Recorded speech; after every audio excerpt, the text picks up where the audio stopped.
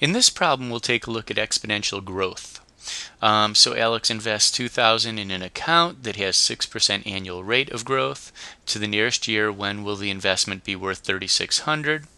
Okay, so this is here, the A is going to be our initial amount. That's our starting amount. And so that's the 2,000. And then the final amount that we're interested in is 3,600. That's the final amount. And that's the way these problems usually are. Again, this equation is supposed to be the same as this: y equals a times b to the power of x.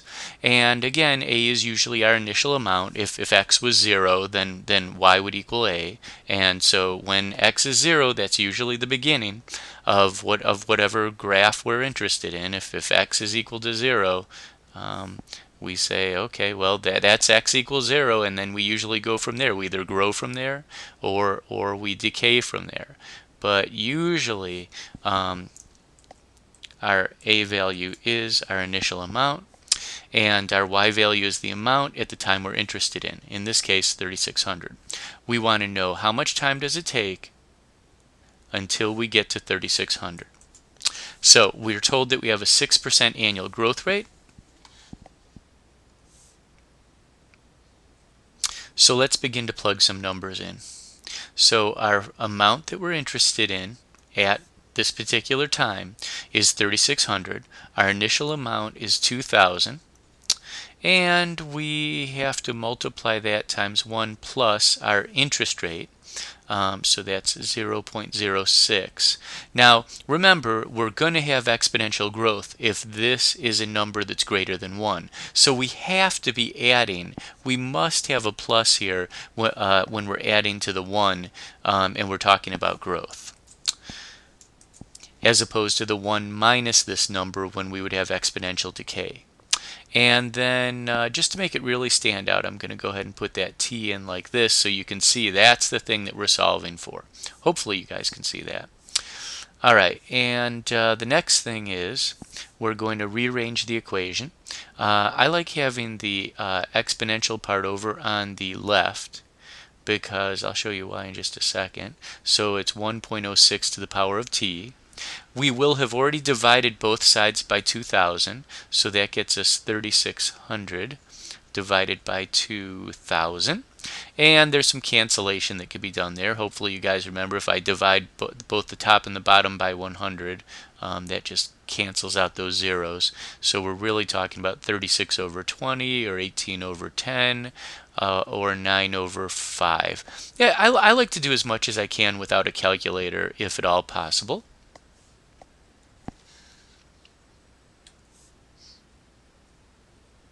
So again, now we have this nice clean exponential equation, and we know what to do with exponential equations if we're trying to solve for the variable that is the exponent.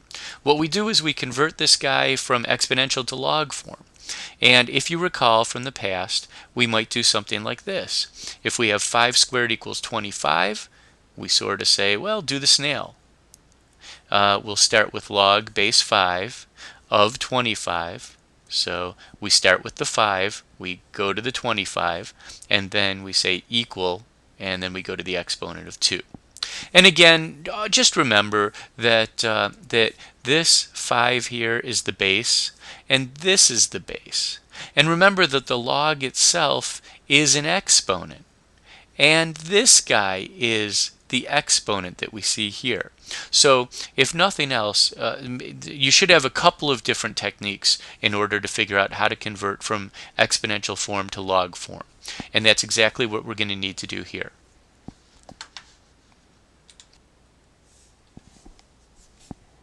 So when we do the snail and we convert this to log form, we'll start with 1.06 as the base of our log.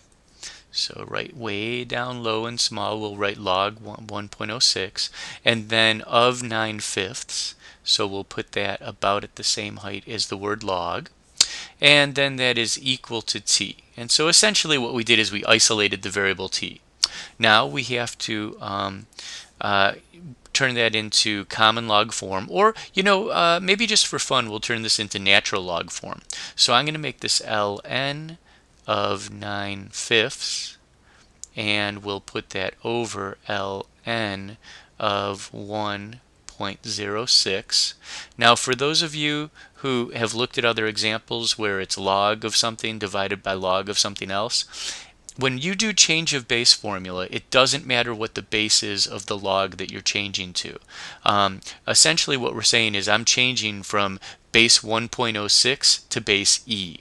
And that's fine. This works. Try it on your calculator. And by the way, try this just for the heck of it. See what result you get if you do this. You should get exactly the same result as if you do this, as if you do this. And by the way, this is a 5, not a 3. Sorry, it's a little sloppy there. Anyways, let's go ahead and do the math and see what number we actually get. Well, hopefully if you're like me, you came up with about 10 years. That should be the correct answer. So again, let's look at the original problem, make sure we know what we're trying to do here. We put in 2,000, we expect to get 3,600, we know we've got a 6% interest rate, and we want to know about how many years it will be until the investment gets to that $3,600.